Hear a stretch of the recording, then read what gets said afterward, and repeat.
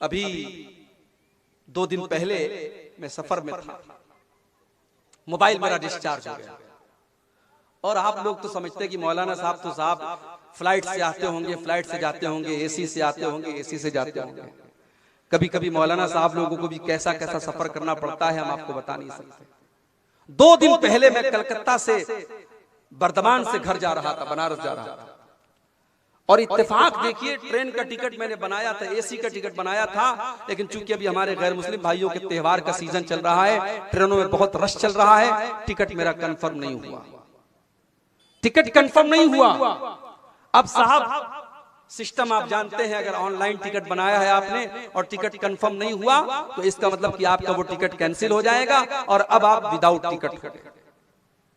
अब मुझे जाना भी जरूरी था, मेरा बहुत जरूरी काम था बनारस में। मैंने सोचा चलो भाई टीटी से बात करता हूं। मैंने जनरल टिकट खरीदा, टीटी से मिला, मैंने कहा टीटी साहब मुझे बनारस मुगल सराय तक जाना है, कोई सीट आप मुझे एसी 3rd क्लास में, एसी 2nd में, एसी 1st क्लास में, जितना भी पैसा लगे मैं देने के लिए तैयार हूं। टीटी ने कहा भाई साहब कहीं कोई जगह नहीं, पूरी ट्रेन फुल है, मैं आपको कहीं कोई सीट नहीं दे सकता।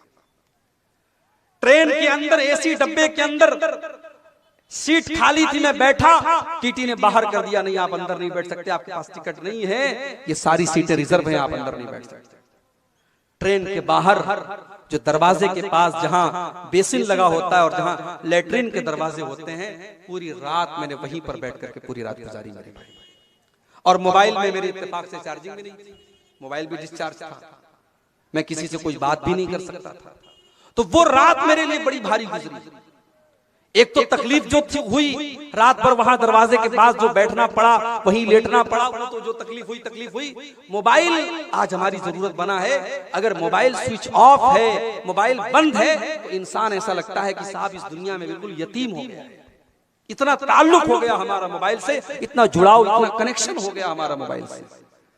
मेरे प्यारे नौजवान साथियों, आज 1 घंटा भी अगर आपका मोबाइल डिस्चार्ज हो जाए तो आप बेचैन हो जाते हैं।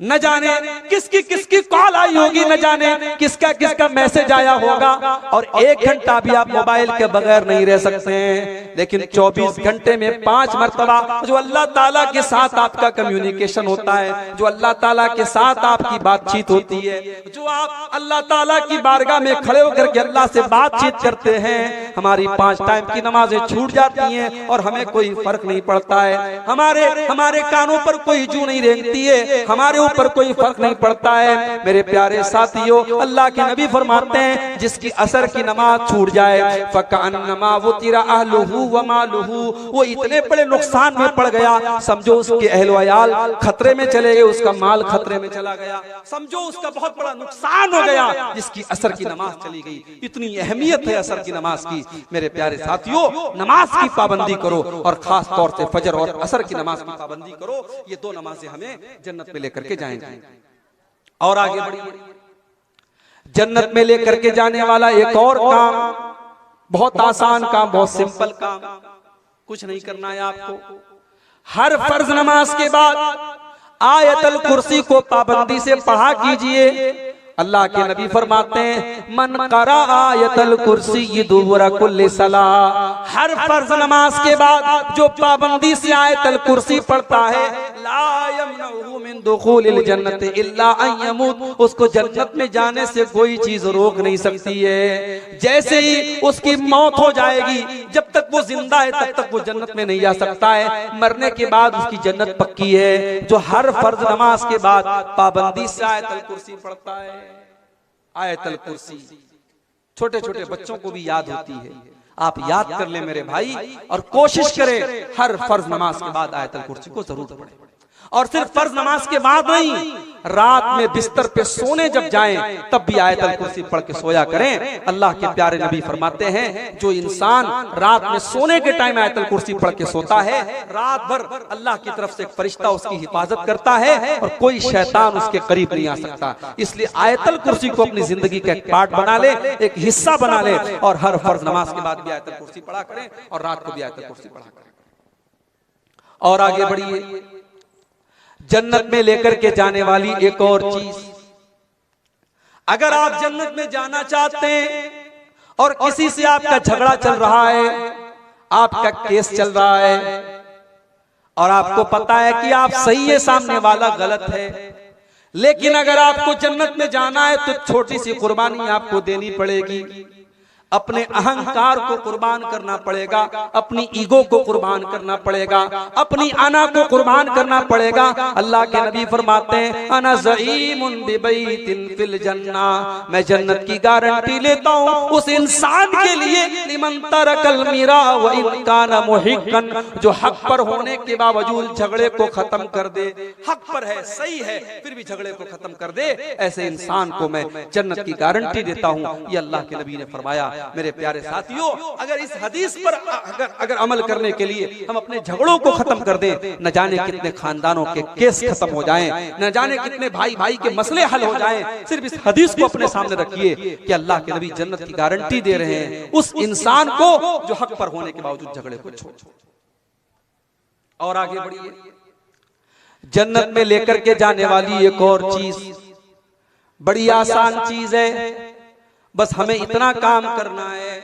अगर अल्लाह ने दौलत से नवाजा है और हमारे पास अल्लाह के घर का हज करने की ताकत है, अल्लाह के घर का हज हम कर सकते हैं, हम पहली फुर्सत में हज कर लें। इंतजार न करें, अभी तो मकान पूरा नहीं हुआ, इंतजार न करें अभी तो बेटी की शादी नहीं हुई, इंतजार न करें अभी तो लड़के की शादी नहीं हुई। माफ करना मेरे भाई, लड़के की शादी, लड़की की शादी और मकान का बनवाना ये हज के लिए कोई शर्त नहीं है। अगर आज आपके पास इतनी दौलत है कि आप हज कर सकते हैं तो पहली फुर्सत में आप हज कर लीजिए।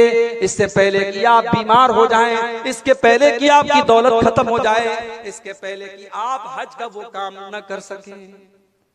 बहुत सारी मिसालें, बहुत सारी मिसालें हैं। खुद मेरे अपने घर में मेरी वालदा मोहतरमा की बड़ी ख्वाहिश थी हज करने की, फॉर्म भी भरा गया उनका, लेकिन किस्मत में नहीं था, मुकद्दर में नहीं था। इसके पहले कि वो हज करती लॉकडाउन लग गया और लॉकडाउन के बाद उनका इंतकाल हो गया और उनकी हसरत उनके दिल में रह गई। मेरे भाइयों, अगर आपके पास हज करने की ताकत है और आज आप 40 साल के हैं तो 60 साल का इंतजार मत कीजिए, गारंटी नहीं है। हमने कोरोना का दौर देखा, हमने मुख्तलिफ बीमारियों का दौर देखा और अभी बनारस में जो हालात हैं आपको मैं बता नहीं सकता कि क्या हालात हैं। हर घर में कोई ना कोई बीमार चल रहा है। इस वक्त भी एक बीमारी फैली हुई है पूरे बनारस में, उसको बोलते हैं चिकनगुनिया, यानी वो ऐसा बुखार होता है कि बदन के जोड़ जोड़ में दर्द होता है। इस वक्त बनारस के हर घर में 2-4 लोग इस बुखार में मुब्तला हैं और अभी मेरे जानने वालों में, मेरे रिश्तेदारों में 10 लोग ऐसे हैं जो कैंसर की बीमारी में, जो बड़ी खतरनाक बीमारी है कैंसर की बीमारी, उस बीमारी में मुब्तला है और उसमें 2-3 लोगों का इंतकाल भी हो गया है। मेरे भाइयों, हम नहीं जानते कब कौन सी बीमारी हमारे पीछे लग जाएगी, कब कौन सी वबा हमारे ऊपर आ जाएगी। इसलिए अगर हज करने की ताकत है तो हज पहली फुर्सत में कर लो। इस हज का बदला भी जन्नत है। अल्लाह के नबी फरमाते हैं अल हज्जुल मबरूर लैसा लहू जज़ाउन इल्लल जन्ना। अगर कोई इंसान हज मबरूर करता है, अगर नबी के तरीके के मुताबिक हज करता है, उसका बदला जन्नत के सिवा कोई और नहीं है। और एक दूसरी हदीस में अल्लाह के नबी फरमाते हैं मन हज्ज फलम यरफुस वलम यफसुक, जो हज करके आता है और हज के दौरान कोई गलत काम नहीं करता है, कोई गुनाह का काम नहीं करता है, रजा का यौमिन वलदतुमुहु, तो हज करके वो ऐसे लौटता है जैसे आज ही उसकी माँ ने उसको जन्म दिया हो, बिल्कुल गुनाहों से पाक साफ होकर के लौटता है। हज कर लीजिए। इसी तरीके से मेरी प्यारी माँ और बहनों, अगर आप जन्नत में जाना चाहती हैं, बहुत ही सिंपल तरीका बता रहा हूं। एक औरत अगर जन्नत में जाना चाहती है, बहुत ही सिंपल तरीका बता रहा हूं, सिर्फ 4 काम एक औरत कर ले जन्नत में चली जाएगी।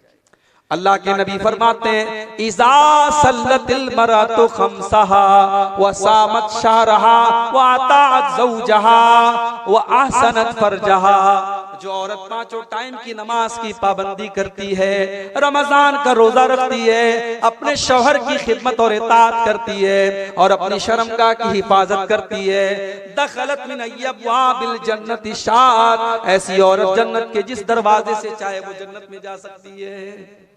4 काम सिर्फ एक औरत कर ले, जन्नत की गारंटी अल्लाह के नबी दे रहे हैं, जन्नत के जिस दरवाजे से वो चाहे जन्नत में जा सकती है। इसी तरीके से मेरे प्यारे साथियों, अगर आप जन्नत में जाना चाहते हैं कभी रात में बैठ करके, कभी तन्हाई में बैठ करके, जब कोई देखने वाला न हो, कोई कैमरा न लगाओ, कोई ऑडियो रिकॉर्डिंग न कर रहा हो, कोई वीडियो न बना रहा हो, रात का अंधेरा हो, आप हैं और आपका कमरा है और आपके गुनाहों की स्याही है, अल्लाह की बारगाह में अपने हाथ फैलाइए और अपने गुनाहों को याद करके अल्लाह से माफी मांगिए। वो जो कतरे आपकी आंखों से निकलेंगे मेरे प्यारे साथियों, अल्लाह के नबी फरमाते हैं ऐनानी ला तमस्सहुमुन्नार, दो आंखें ऐसी हैं जो कभी जहन्नम में नहीं जाएंगी। ऐनुन ऐनुन ऐनुन बकत मिन खशियतिल्लाह, एक वो आंख जो अल्लाह के खौफ से रोती है, जिससे आंसू निकलते अल्लाह के खौफ से, वो आंख कभी जहन्नम में नहीं जाएगी। और एक वो आंख वो ऐनुन बातत तहरुसु फी सबीलिल्लाह, अल्लाह के रास्ते में चौकीदारी कर रही है, सरहदों की हिफाजत कर रही है, उस आंख वाले को भी अल्लाह ताला जहन्नम में नहीं डालेगा।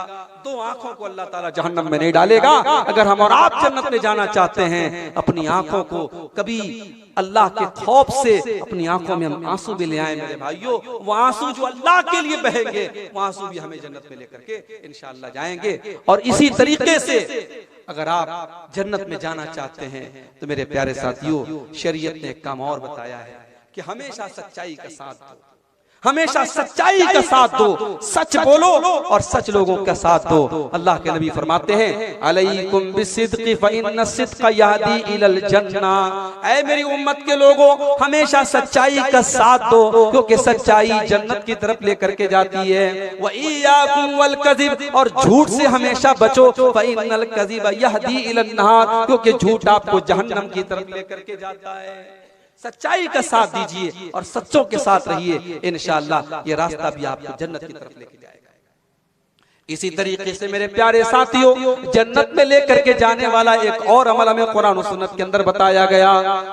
वो अमल ये है कि हम अल्लाह के नबी की इताअत करें, अल्लाह के नबी की पैरवी करें, अल्लाह के नबी के रास्ते पर चलें। आपकी इताअत करने वाला भी जन्नत में जाएगा। अल्लाह के नबी फरमाते हैं कुल्लु उम्मती यदखुलूनल जन्नत इल्ला मन अबा, मेरी उम्मत के सारे लोग जन्नत में जाएंगे, मगर वो लोग जन्नत में नहीं जाएंगे जिनको जन्नत में जाना मंजूर नहीं है, जो जन्नत में जाने से इनकार कर देंगे। सहाबा ने कहा अल्लाह के नबी वो कौन से बदनसीब लोग होंगे जो जन्नत में जाने से इनकार कर देंगे? आपने फरमाया मन आतानी दखलल जन्ना, जो मेरी इताअत करेगा वो जन्नत में जाएगा। व मन आसानी फक़द अबा, और जो मेरी नाफरमानी करेगा वो जहन्नम में जाएगा। जो मेरी नाफरमानी करेगा समझो वो जन्नत में जाने से इनकार कर रहा है। मेरे प्यारे साथियों, आज कितने मुसलमान हैं, उनके सामने नबी की हदीस पढ़ के सुना दो, उनके सामने बुखारी की रिवायत पढ़ के सुना दो, उनके सामने अल्लाह के नबी का अमल पढ़ के सुना दो, वो कहते हैं साहब बात तो सही है, हदीस तो सही है, रिवायत तो सही है, मगर हम अपने बाप दादा का तरीका नहीं छोड़ सकते, हम अपने पीर साहब का तरीका नहीं छोड़ सकते, हम अपने बुजुर्गों का तरीका नहीं छोड़ सकते। अभी आपके बिहार में एक स्टेशन है बारसोई, बारसोई से मुझे जुमा पढ़ाना था पाकुड़ में, और इत्तेफाक से कोई ट्रेन नहीं थी, तो बारसोई से 4 व्हीलर बुक करके मैं पाकुड़ गया था। अब वो जो 4 व्हीलर वाला था वो इत्तेफाक से टनाटन था, बिल्कुल टनाटन। अब रास्ते पर उसने ख्वाजा साहब की मनकबत में कव्वालियां सुनाना शुरू कर दिया मुझे, और मैं भी मजबूर था, उसी की गाड़ी में बैठा हूं, मैं क्या उसको मना करूं, वो कव्वाली सुनाए जा रहा है। तो रास्ते में मैंने उससे पूछा कि भाई लग रहा है कि आपको ख्वाजा साहब से बहुत मोहब्बत है। उसने कहा मौलाना बहुत मोहब्बत है। तो मैंने कहा कि अच्छा ख्वाजा साहब के दरबार में आप कितनी बार गए? बोले हर 6 महीने में 2 बार जाते हैं। मैंने कहा अच्छा हज कितनी बार आपने? कहा आज तक हज नहीं किया, आज तक उम्रा नहीं किया, लेकिन ख्वाजा साहब के यहाँ 6 महीने में 2 बार जाता हो। तो मैंने कहा एक काम करिए, आप तू अजमेर में अपना घर बनवा ले, वहीं आकर ख्वाजा साहब के बगल में। कहा नहीं, दूर रहेंगे तो मोहब्बत ज्यादा रहेगी, ख्वाजा साहब बुलाते इसलिए हम ख्वाजा साहब के पास जाते हैं। आज कितने मुसलमान हैं जिनके दिलों में गैरुल्लाह की मोहब्बत भरी हुई है मेरे भाई। जब उसका नाम गुलाम मुस्तफा था, बारसोई का रहने वाला वो इंसान, वो ड्राइवर कह लीजिए, उस गाड़ी का मालिक भी वही था। जब मैंने उसको थोड़ी देर समझाया तो उसने कहा मौलाना आप अपना नंबर दे दीजिए, हम जलसा कराएगा तो आपको बुलाएगा। हम कहा आप हमको कभी नहीं बुलाएगा, आप जब हमको बुलाएंगे तो आपके इलाके के लोग तैयार ही नहीं होंगे, जब उनको पता लगेगा कि ये तो सलफी मौलवी है। कहा बात तो आप सही बोलते हैं, हमारे गांव वाले तो सब टनाटन लोग हैं, सब सुन्नी लोग हैं, वो तो नहीं बुलाएंगे। कहा मौलाना आपकी बात तो सही है, मगर हमारे बाप दादा का जो तरीका था हम वो तरीका नहीं छोड़ सकते। ये बाप दादा का तरीका हम नहीं छोड़ सकते। मैं नबी की हदीसें सुना रहा हूं, लेकिन वो कह रहा है कि मैं बाप दादा का तरीका नहीं छोड़ सकता। मेरे भाइयों, एक मोमिन का शेवा क्या होना चाहिए? अल्लाह ताला कुरान में कहता है, इन्नमा कान कौलल मुमिनीन इज़ा दुऊ इलल्लाहि व रसूलिही इज़ा दुऊ इलल्लाहि व रसूलिही लियहकुम बैनहुम अन यक़ूलू समिअना व अताना। एक मोमिन की शान तो ये है, एक मोमिन का हाल तो ये होना चाहिए, जब उसको अल्लाह की तरफ बुलाया जाए, जब उसको रसूल की तरफ बुलाया जाए, तो एक मोमिन की जुबान से बस एक ही जुमला निकलना चाहिए, समीना व अताना। हमने सुन लिया और मान लिया। एक मोमिन की जुबान से कुछ और नहीं निकलना चाहिए। आज हमारा ईमान कमजोर हो चुका है। नबी की हदीसों के सुनने के बाद हम उसकी तावीलें करते हैं और बाप दादा का नाम लेकर के हम उसको ठुकरा देते हैं। अल्लाह के नबी फरमाते हैं, जिसने मेरी इताअत की वो जन्नत में जाएगा और जिसने मेरी नाफरमानी की वो जहन्नम में जाएगा। और एक आखिरी हदीस सुना करके, क्योंकि 3:15 के करीब हो रहा है, एक आखिरी हदीस सुनाता हूँ। जन्नत में लेकर के जाने वाला एक आखिरी अमल बयान करके मैं बात खत्म करूंगा। मेरे भाइयों, अगर हम और आप जन्नत में जाना चाहते हैं, एक बड़ा सिंपल तरीका बता रहा हूं आपको। अल्लाह के रसूल के एक सहाबी का वाकया सुना करके, अल्लाह के नबी एक मर्तबा मस्जिद में बैठे हुए थे, सहाबा आपके साथ थे। अचानक आपने दरवाजे की तरफ इशारा करके कहा, यदखुलु अलैकुम मिन हाज़ल बाबि रजुलुन मिन अहलिल जन्ना। अभी इस दरवाजे से एक ऐसा इंसान आने वाला है जो जन्नती है, जो जन्नत में जाएगा। अब सहाबा की नजरें दरवाजे पर टिक गई, देखे कौन आ रहा है जिसको अल्लाह के नबी जन्नती कह रहे हैं। थोड़ी देर के बाद एक अंसारी सहाबी, जो मदीना के रहने वाले अंसारी थे, वो अपने हाथों में अपना चप्पल और जूता लिए हुए थे, वजू करके आ रहे थे, दाढ़ी से वजू का पानी टपक रहा था। उसी हालत में वो आए और आकर के मस्जिद में दाखिल हुए। दूसरा दिन फिर आया, फिर अल्लाह के नबी ने कहा, इस दरवाजे से एक जन्नती आने वाला है। फिर सहाबा ने अपनी नजरें दरवाजे की तरफ टिका दी। फिर वही सहाबी उसी हालत में वजू करके आ रहे हैं, दाढ़ी से वजू का पानी टपक रहा है, हाथों में जूता चप्पल लिए हुए हैं। 3 दिन तक लगातार ऐसा होता है। जब 3 दिन तक लगातार ऐसा होता है, तो तीसरे दिन एक सहाबी जिनका नाम अब्दुल्ला बिन अमर बिन आस था, उन्होंने कहा कि मैंने दिल में सोच लिया कि अब मैं पता लगा के रहूंगा कि ये सहाबी, ये अंसारी सहाबी ऐसा कौन सा अमल करते हैं कि अल्लाह के नबी 3 दिन तक लगातार इनको जन्नती कह रहे हैं। हजरत अब्दुल्ला कहते हैं, मैं पीछे पीछे अंसारी के घर गया। जब अंसारी सहाबी अपने घर के दरवाजे में दाखिल होने लगे, मैंने कहा अस्सलाम वालेकुम। कहा भाई साहब वालेकुम अस्सलाम, क्या बात है? कहा मेरे बाप से झगड़ा हो गया है, मेरे बाप से कुछ इख्तिलाफ हो गया है और मैंने कसम खा ली है कि मैं 3 दिन तक अपने बाप के घर में नहीं जाऊंगा। ऐ मेरे भाई, मैं 3 दिन तक आपके घर में मेहमान बन करके रहना चाहता हूं, कि आप तैयार हैं? अंसारी साहबी ने कहा कोई बात नहीं, आप 3 दिन तक मेरे घर में रह सकते हैं। देखिए फिर वही बात आई। सहाबा का दिल बहुत बड़ा था। सहाबी ने एक बार भी अपनी बीवी से मशवरा नहीं किया, अपने घर पता लगाने नहीं गए खाना है कि नहीं, पानी है कि नहीं। कहा ठीक है, आप 3 दिन तक मेरे घर में मेहमान बन के रह सकते हैं। अब हजरत अब्दुल्ला बिन आमिर कहते हैं, मेरा मकसद ये था कि मैं देखूं कि वो अंसारी सहाबी ऐसा कौन सा अमल करते हैं कि अल्लाह के नबी उनको 3 दिन तक लगातार जन्नती कह रहे हैं।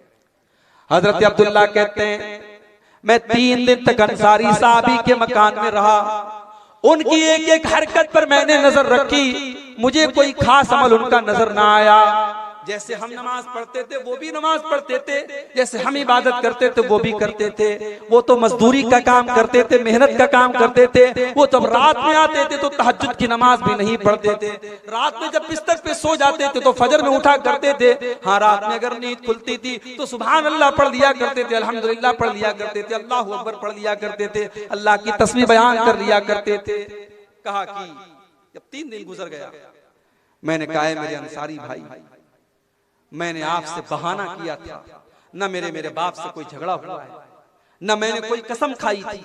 मैं दरअसल ये देखना चाहता था, अल्लाह के प्यारे नबी ने 3 दिन तक लगातार आपको जन्नती कहा था। मैं देखना चाहता था ऐसा कौन सा अमल आप करते हैं कि अल्लाह के नबी ने आपको 3 दिन तक लगातार जन्नती कहा है। मेरे प्यारे साथियों, अंसारी सहाबी का जवाब सुनो और जरा अपने अपने सीने पर हाथ रख के सोचो, क्या ये चीज आज हमारे अंदर मौजूद है? अंसारी सहाबी ने कहा, ऐ मेरे प्यारे भाई, मैं कोई खास अमल नहीं करता, कोई ऐसा अमल नहीं करता जो तुमने न देखा हो, लेकिन हाँ एक चीज मेरे अंदर है, हो सकता है कि उसी की वजह से अल्लाह ताला ने मुझे ये मकाम दिया हो। ला अजिदु फी क़ल्बी गिश्शन लि अहदिन मिनल मुस्लिमीन, मैं अपने दिल में किसी मुसलमान भाई के लिए धोखा नहीं रखता, मैं अपने दिल में किसी मुसलमान भाई के लिए धोखाधड़ी नहीं रखता, मैं किसी को धोखा नहीं देता। वला अहसुदु अहदन अला नेमतिन अनअमहा अल्लाहु इया, और मैं किसी को अल्लाह ताला कोई नेमत देता है तो मैं हसद नहीं करता, मैं जलन नहीं करता। मेरे दिल में न हसद है, न कीना है, न कपट है। हो सकता है इसी की वजह से ये मकाम मिला हो। हजरत अब्दुल्ला ने कहा इसी की वजह से तुमको ये मकाम मिला है। मेरे प्यारे साथियों, जन्नत में जाना है, अपने दिल को कीनों से पाक करो, अपने दिल को कपट से पाक करो, अपने दिल को हसद से पाक करो। आज भाई भाई से हसद कर रहा है, पड़ोसी पड़ोसी से हसद कर रहा है, रिश्तेदार रिश्तेदार से हसद कर रहा है। किसी ने दौलत ज्यादा कमा ली, उसकी दौलत देख करके हसद, किसी ने ज्यादा नाम कमा लिया, उसका नाम देख करके हसद, किसी ने अच्छा मकान बना लिया, उसका मकान देख करके हसद। मेरे भाई हसद मत करो। अल्लाह तेरे मुकद्दर में जो है वो तुझे मिल करके रहेगा, उसके मुकद्दर में जो है वो उसे मिल करके रहेगा। आपके हसद करने से आपका नुकसान है, उसका कोई नुकसान नहीं है। मेरे प्यारे साथियों, ये चीज भी अगर अपने अंदर हम पैदा कर लें, अपने दिल को पाक और साफ कर लें, तो इंशाअल्लाह जन्नत में लेकर के जाने वाली ये चीज भी है। मेरे अजीज भाइयों, मेरे बुजुर्गों, आज जरूरत इस बात की है, जन्नत में लेकर के जाने वाले मुख्तलिफ अमाल मैंने आपके सामने बयान किए। ये अमाल सिर्फ बयान करने के लिए और सिर्फ मजा लेने के लिए नहीं है, ये चीजें अपने अंदर हम पैदा करें। मैंने तौहीद बयान की, हम अपनी तौहीद की हिफाजत करें। मैंने अपनी शर्मगाह की हिफाजत की बात कही, हम अपनी शर्मगाह की हिफाजत करें। मैंने जबान की हिफाजत की बात कही, हम जबान की हिफाजत करें। मैंने तकवा की बात कही, हम तकवा अपने अंदर पैदा करें। मैंने मेहमानों को और गरीबों को खाना खिलाने की बात कही, वो जज्बा हम अपने अंदर पैदा करें। ये जितनी बातें बयान हुई हैं, इन पर अमल करने की जरूरत है। मेरे प्यारे साथियों, अल्लाह कुरान में कहता है वमन अरादल आखिरता वसअलहा सअयहा वहुवा मुमिन, कि जो आखिरत में अपना घर बनाना चाहता है उसे कोशिश करनी पड़ेगी, उसे अमल करना पड़ेगा। सिर्फ आरज़ू कर लेने से और तमन्ना कर लेने से और चाहने से आपको जन्नत नहीं मिलेगी। यही चंद बातें थी। आइए हम अल्लाह से दुआ करें, रब्बुल आलमीन हमने जो बातें बयान की हैं, और आज इस जलसे में आप मगरिब बाद और इशा बाद से प्रोग्राम चल रहा था, जो बातें आपने उलमा की जुबान से सुनी है, रब्बुल आलमीन हमें उन सब पर अमल करने की तौफीक अता फरमाए। रब्बुल आलमीन हमें से जो बीमार हैं उनको शिफाए कामिल आजिल अता फरमाए। जो रोजी रोटी से परेशान हैं, अल्लाह उनके कारोबार में बरकत नसीब फरमाए। हमारे मजलूम भाई जो फलस्तीन में जिन पर जुल्म